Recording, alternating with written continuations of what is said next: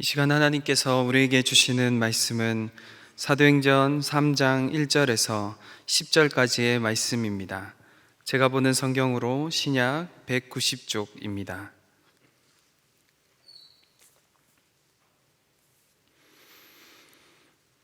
하나님의 말씀을 봉독하겠습니다. 제9시 기도 시간에 베드로와 요한이 성전에 올라갈새 나면서 못 걷게 된 이를 사람들이 메어오니 이는 성전에 들어가는 사람들에게 구걸하기 위하여 날마다 미문이라는 성전문에 두는 자라. 그가 베드로와 요한이 성전에 들어가려 함을 보고 구걸하거늘 베드로가 요한과 더불어 주목하여 이르되 우리를 보라 하니 그가 그들에게서 무엇을 얻을까 하여 바라보거늘 베드로가 이르되 은과 금은 내게 없거니와 내게 있는 이것을 내게 주노니 나사렛 예수 그리스도의 이름으로 일어나 걸으라 하고 오른손을 잡고 일으키니 발과 발목이 곧 힘을 얻고 뛰어 서서 걸으며 그들과 함께 성전으로 들어가면서 걷기도 하고 뛰기도 하며 하나님을 찬송하니 모든 백성이 그 걷는 것과 하나님을 찬송함을 보고 그가 본래 성전 미문에 앉아 구걸하던 사람인 줄 알고 그에게 일어난 일로 인하여 심히 놀랍게 여기며 놀라니라. 아멘. 이 세상의 모든 것은 변합니다. 이 세상의 모든 것은 변한다는 말만 변하지 않습니다. 조금 더 구분해 말하면 모든 것은 변화하든지 아니면 변질하든지 둘 중에 하나입니다. 변하는 상태나 모양이 바뀌어지는 것을 말하죠. 변질은 원래 상태에서 벗어나거나 혹은 왜곡되거나 손상되는 것을 말합니다. 여러분, 우리는 변화되기 위해 신앙생활을 합니다. 변질되기 위해서 신앙생활하는 것이 아닙니다. 옛사람에서 새사람으로 변화되기 위해 신앙생활을 합니다. 날마다 우리가 경건생활하는 것은 우리가 예수 그리스도의 형상으로 변화되기 위해서입니다. 성령님은 우리를 변화시키기 위해서 이 땅에 오셨습니다. 성령님은 오셔서 우리 안에 거하시면서 우리의 생각과 마음과 태도를 또 우리의 말과 행동을 변화시켜서 하나님 나라를 위해 살게 하십니다. 오늘 본문 말씀은 베드로와 요한이 성령으로 충만해진 후 어떻게 변화되었고 그 변화를 통해 어떤 일들이 일어났는지를 말씀하고 있습니다. 본문 사건은 사도행전에 기록된 14개의 기적 중 첫 번째 기적 사건입니다. 베드로와 요한이 제9시에 기도하러 성전에 올라가다가 일어난 사건이죠. 제9시는 오후 3시를 말합니다. 당시 경건한 유대인들은 하루에 3번, 즉 오전 9시, 낮 12시, 오후 3시에 성전에 모여 기도했습니다. 특히 오후 3시는 제사장들이 번제를 드리는 때였기 때문에 더 많은 사람들이 모였다고 합니다. 베드로와 요한은 다른 사도들과 다른 성도들과 함께 집에 모여서 자주 기도를 했지요. 그러나 뿐만 아니라 성전에 찾아가서 기도하기도 했습니다. 이러한 일상이 반복되던 어느 날 베드로와 요한은 어제처럼 성전에 기도하러 올라가고 있었습니다. 베드로와 요한은 미문이라는 성전 문 앞에서 구걸하는 사람을 만났습니다. 그 사람은 날 때부터 못 걷게 된 사람입니다. 보행장애자입니다. 사도행전 4장 22절에 보면 그의 나이가 40여 세였다고 하죠. 그러니까 그는 태어나서 한 번도 40여 년 동안 자기의 두 발로 걸어본 적이 없는 사람입니다. 매우 심한 장애를 가지고 있어서 스스로 이동할 수 없는, 스스로 미문 앞에도 올 수 없는. 그럼 그가 어떻게 미문 앞에까지 와서 구걸을 할 수 있었느냐 하면 사람들이 그를 메어서 그곳에 데려다 주었기 때문이죠. 그러니까 그는 평생 동안 남을 의존하는 의존적인 삶을 살 수밖에 없었습니다. 그는 늘 미문에서 성전에 들어가는 사람들에게 구걸을 했습니다. 그는 다른 직업을 가질 수가 없었죠. 그의 오직 유일한 생계수단은 구걸이었습니다. 유대인들은 남을 구제하면 하나님께 이 상을 받을 수 있다, 그렇게 생각해서 성전 문 앞에서 거린이 있는 것, 그걸 싫어하지 않았어요. 가다가 동전을 던져주고 구제하면 하나님께 자기는 상 받는다고 생각했기 때문이죠.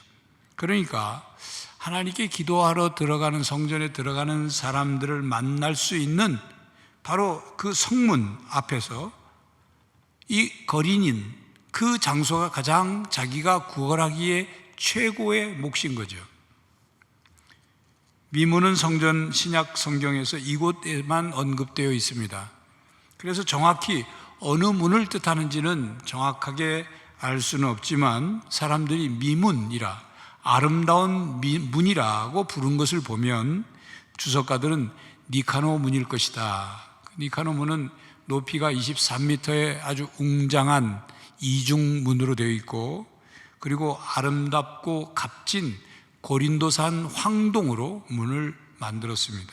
그러니까 사람들이 볼 때 웅장하고 그리고 화려하고 멋진 문이었죠. 그러니까 사람들이 미문이라 그렇게 불렀던 것으로 추측이 됩니다. 자, 그런데 여러분, 미문에서 구걸하고 있는 이 사람, 40살 된 이 사람의 모습이 단지 2000여 년 전에 그 사람의 모습이라고만 할 수 있을까요? 우리는 그의 모습 속에서 우리의 모습, 나의 모습을 볼 수 있지는 않을까요?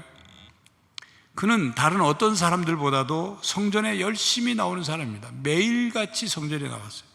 일찍부터 나와서 자기 자리를 차지하고 지키고 그 자리를 앉아 있었죠.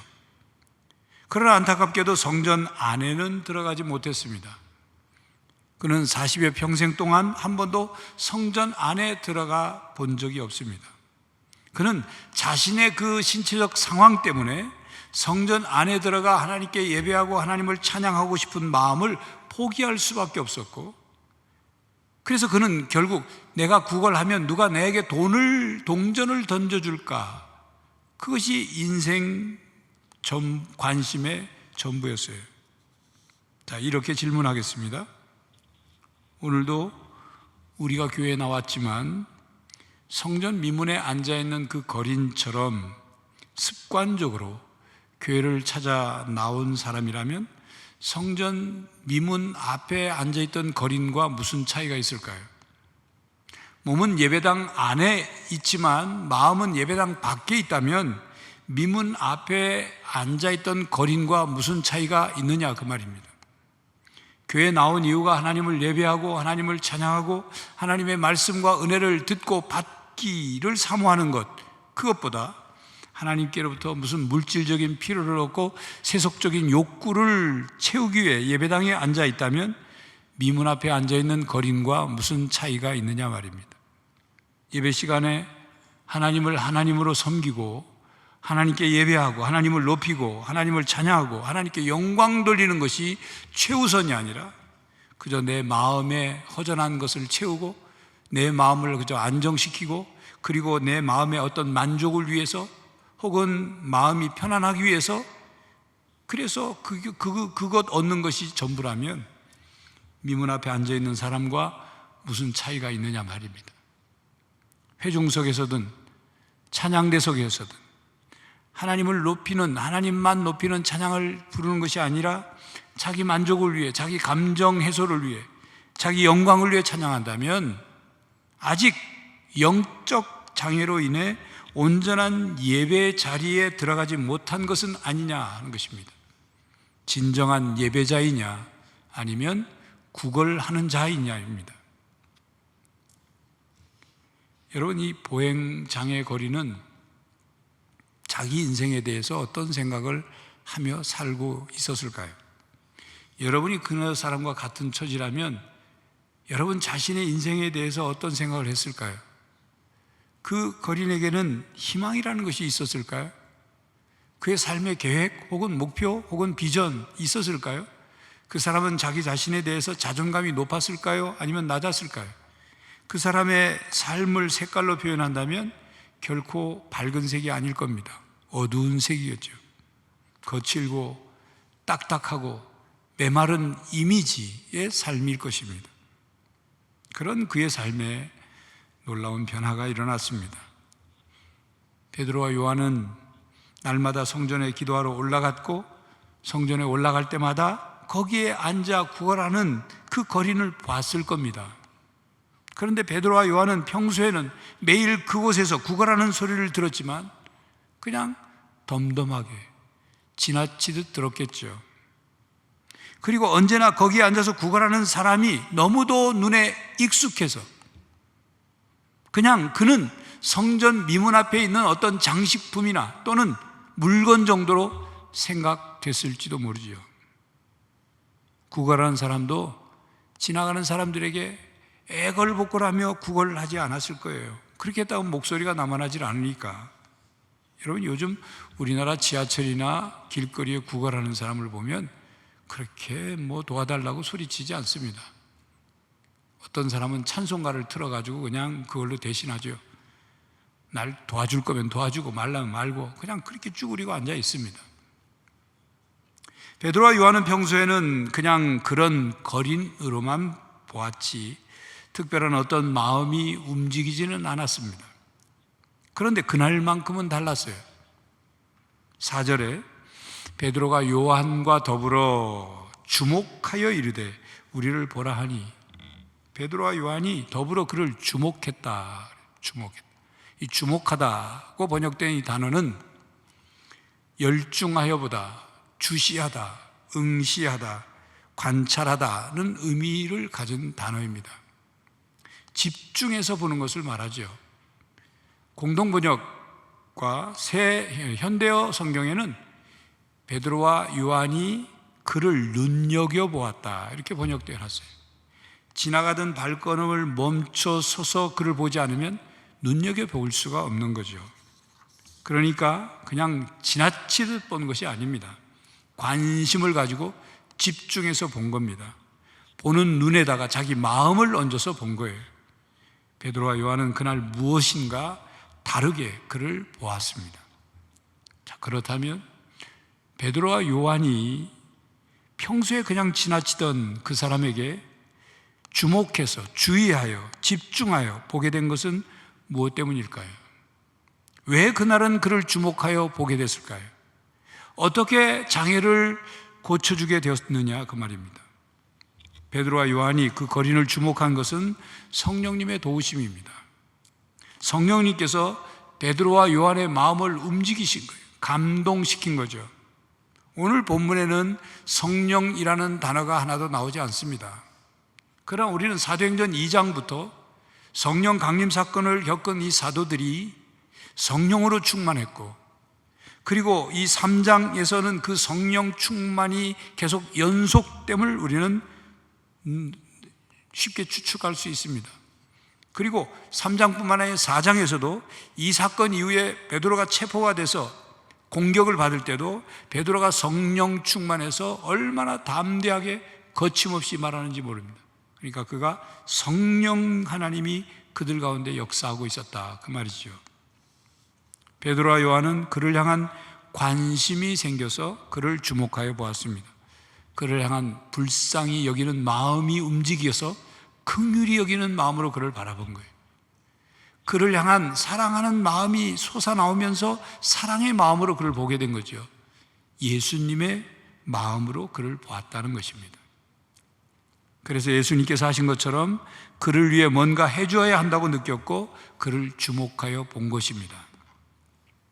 성령님께서 베드로와 요한의 마음을 움직이게 하신 것입니다. 그래서 예수님의 마음으로 그를 바라보게 한 겁니다. 그렇습니다. 신앙생활은 평소에 보던 것을 하나님을 통해서 다르게 보는 것입니다. 새로운 눈으로 세상을 보고, 새로운 눈으로 사람을 보고, 새로운 눈으로 사건을 바라보고, 새로운 눈으로 자기 자신을 바라보는 거예요. 그것이 신앙생활이에요. 그렇게 새로운 관심을 갖는 것이 신앙생활입니다. 그렇게 성령님은 우리 마음속에 거하시면서 새로운 관심을 갖게 하십니다. 우리를 진리 가운데로 인도하시고 우리를 예수 그리스도를 바라보게 하죠. 우리로 하여금 거룩한 것을 보게 합니다. 신령한 것을 바라보게 합니다. 영적인 것을 바라보게 하는 거예요.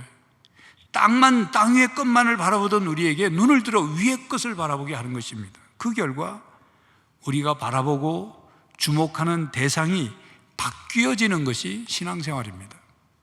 아무 관심이 없었던 사람들에게 예수님의 마음으로 그들을 보는 거죠.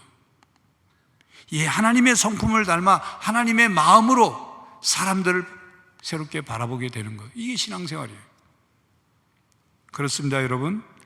베드로와 요한이 멈춰서서 그 장의 거린을 주목한 것처럼 우리도 주위 사람들을 주목해야 합니다.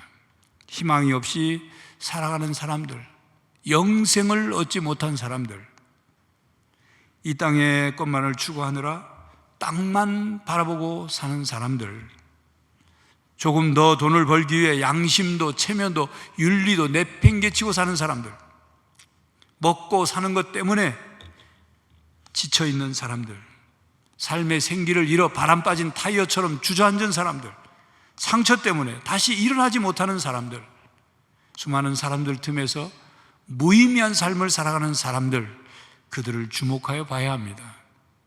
그들에게 관심을 기울여야 합니다. 예수님께서 바로 이 일을 위해 이 땅에 오셨죠. 그리고 우리 모두를 위해 십자가에서 죽으셨습니다. 그리고 우리를 새로운 피조물로 만들어 주셨죠. 그리고 오늘도 우리를 계속적으로 변화시키십니다.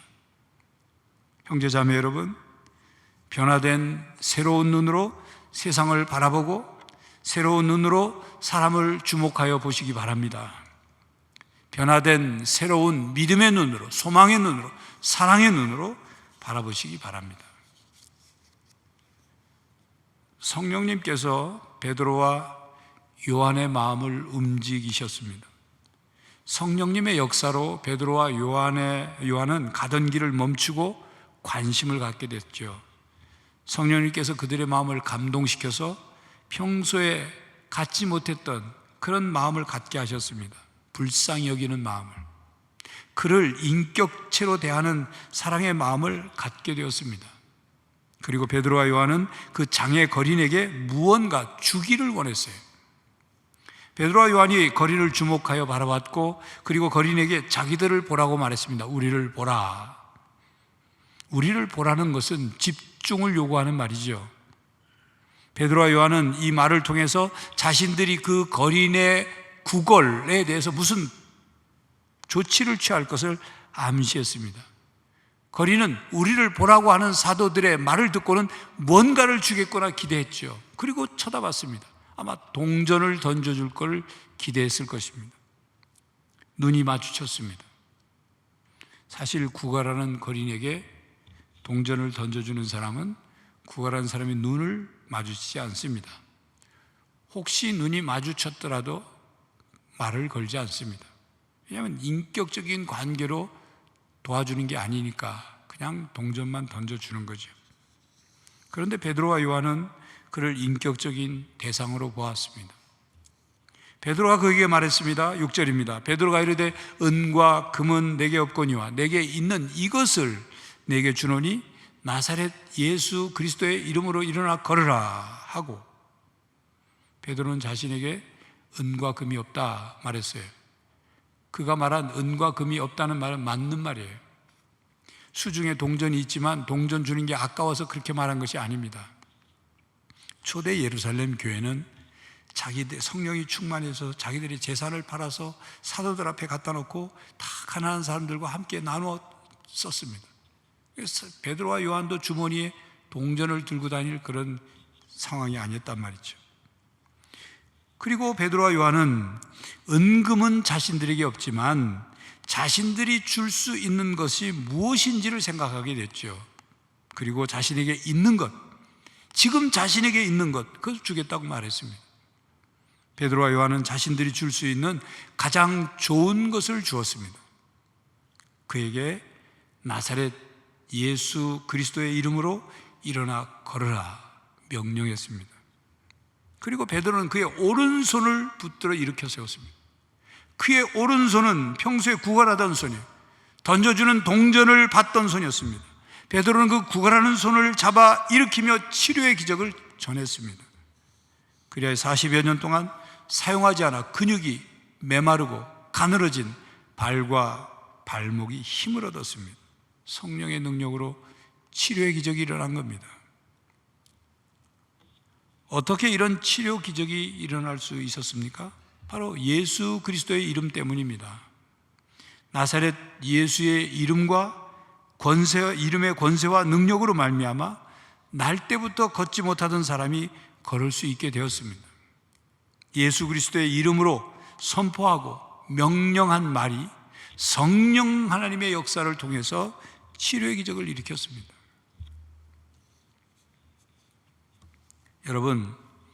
여러분은 은과 금을 얼마나 가지고 있습니까? 혹시 여러분 쌓아놓은 돈이 좀 있습니까? 그런데 그것이 궁극적으로 여러분의 것입니까? 그것이 여러분이 가진 것, 여러분의 것이라고 자신 있게 말할 수 있느냐 말입니다. 그러니까 내가 가지고 있는 것이라는 것이 사실은 내가 가지고 있는 것이 아니라는 말입니다. 소유권이 하나님께 있기 때문이죠.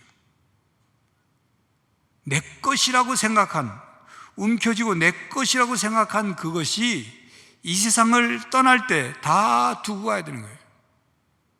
하나도 가져갈 수가 없어요. 내 것이 아니란 말이에요. 우리는 이 세상에 사는 동안 하나님께서 우리에게 빌려주신 것을 받아서 사용하는 것뿐이에요. 우리는 소유주가 아니라 관리인이에요. 우리는 주인이 아니라 청지기입니다. 그런데 예수님께서 우리에게 주신 것이 있어요. 바로 예수 그리스도의 이름입니다. 우리에게 예수 그리스도 이름의 사용권을 주셨어요. 예수 그리스도를 주로 믿는 우리들에게 예수님의 이름, 예수 그리스도의 이름을 사용할 수 있는 권세를 주셨습니다. 예수 그리스도의 이름 속에 능력을 담아서 주셨어요. 예수 그리스도의 이름 안에 모든 능력이 예수님의 인격과 예수님의 성품과 예수님의 공로와 예수님의 능력과 예수님의 모든 것이 담겨져 있어요. 그래서 우리에게 예수 그리스도의 이름을 믿는 믿음을 주셨어요. 그렇기 때문에 우리는 예수 그리스도의 이름으로 기도하죠. 그래서 하나님의 기도의 응답을 받습니다. 예수 그리스도의 이름으로 말씀을 가르칩니다. 예수 그리스도의 이름으로 세례를 베풀고 세례를 받습니다. 예수 그리스도의 이름으로 병이 낫고 표징과 기적이 나타납니다. 예수 그리스도의 이름으로 그 이름을 믿음으로 능력을 행합니다. 그리고 예수 그리스도의 이름으로 복음을 전합니다. 그리고 예수 그리스도 이름을 위하여 고난도 받습니다. 이에 베드로와 요한은 성령님의 감동하심에 반응하였습니다. 성령님의 감동에 순종하였습니다. 성령님의 감동에 순종하여 나사렛 예수 그리스도의 이름으로 일어나 걸으라 명령했습니다. 이 하나님의 역사가 이루어진 거죠. 주님의 능력이 나타난 겁니다. 기적이 이루어진 것입니다. 그러므로 여러분, 교회가 가지고 있는 것, 교회가 자랑할 것은 풍부한 돈이나 물질이나 부동산이 아닙니다. 교회가 가지고 있는 것은 예수 그리스도의 이름이고, 교회가 자랑할 것은 예수 그리스도의 이름과 그리고 그의 권세와 능력입니다. 그러므로 교회가 세상 사람들에게 줄 수 있고 주어야 하는 것은 예수 그리스도의 이름입니다. 예수 그리스도의 복음이고 예수 그리스도의 사랑과 생명입니다. 그걸 줘야 되는 거예요. 은과 금보다 더 좋은 것, 더 본질적이고 근원적이고 궁극적인 것은 예수 그리스도입니다.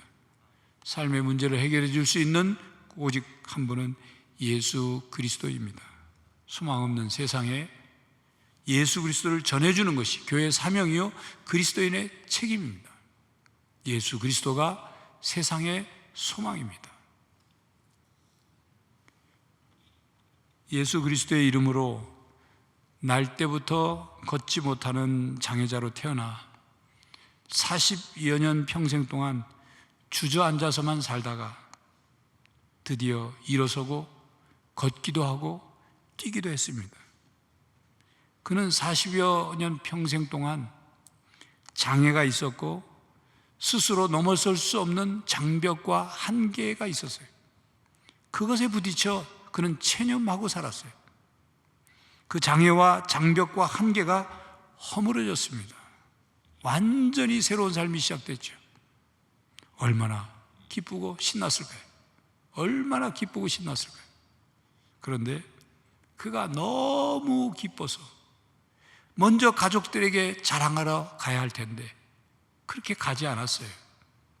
그는 먼저 베드로와 요한과 함께 성전에 들어가면서 하나님을 찬양했다. 8절에 기록하고 있습니다. 그러니까 그에게 하나님을 향한 갈망이 있었던 거죠. 그가 구걸하면서 성전에 들어가는 수많은 사람들을 보면서 나도 저들처럼 성전에 들어가 하나님께 예배했으면 좋겠다. 그의 마음 한켠에 늘 있었던 거죠. 예배하고 싶은 갈망이 있었던 겁니다.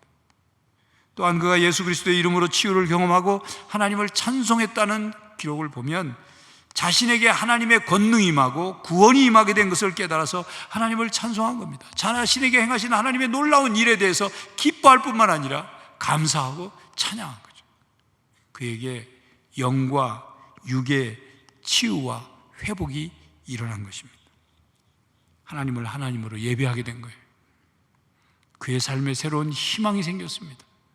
새로운 변화가 일어났어요. 예수님에 대한 믿음이 생긴 거예요. 그러므로 형제자매 여러분, 우리도 날마다 성령으로 우리의 마음이 변화되고 새로워지기를 바랍니다. 우리의 눈이 새롭게 사람들을 주목할 수 있기를 바랍니다. 삶에 진정한 희망이 없는 사람들에게 예수 그리스도의 이름을 전할 수 있기를 바랍니다. 세상에 소망이신 예수님을 전할 수 있기를 바랍니다. 예수 그리스도의 이름에 담긴 사랑과 생명과 능력과 은혜의 복음을 증거하며 살아갈 수 있기를 바랍니다. 예수 그리스도의 이름의 권세와 능력을 믿고 그 권세와 능력을 행하며 살 수 있기를 바랍니다. 성령님이 우리와 함께 하실 줄 믿습니다. 기도하겠습니다. 하나님, 우리로 예수 그리스도를 주로 믿고 고백하게 하시고 하나님의 자녀가 되어 예수 그리스도의 이름의 권세와 능력을 사용할 수 있는 사용권을 주시고 예수 그리스도의 이름 안에 권세와 능력을 담아 우리가 믿음으로 명령할 때, 행할 때 역사하게 하시니 감사합니다. 우리가 예수 그리스도의 이름을 증거하며 살게 하시고 드러내며 살게 하시고 그 이름을 통하여 하나님의 놀라운 일들을 이루며 살아가게 하여 주시옵소서. 예수 그리스도의 이름으로 기도하옵나이다. 아멘.